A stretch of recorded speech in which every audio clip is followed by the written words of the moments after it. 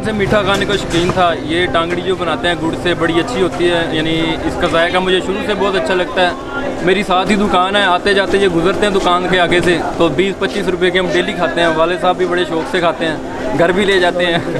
तो ये चीज़ ना मतलब हलवा हो गया, ये टांगड़ी होगी, झांकी, बहुत अच्छी सौगात है। ये आपको भी खानी चाहिए, सब देखने वालों को मैं कहता हूँ।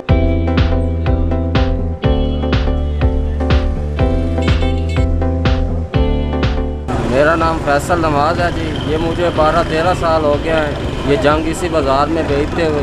ये जंग की सौगात है जी, बहुत अच्छी बनाते हैं, सस्ता मिठाई होती है जी।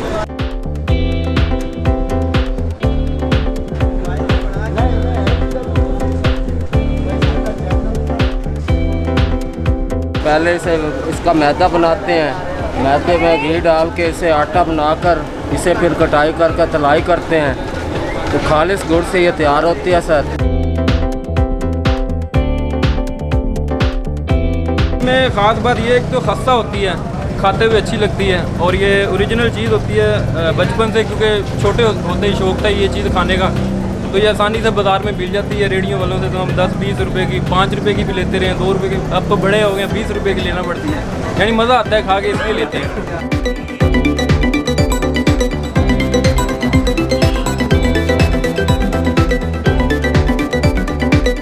ये सर हम 80 रुपये पाव बेचते हैं। इसे कम से कम आधा दिन लगता है तैयार होने में।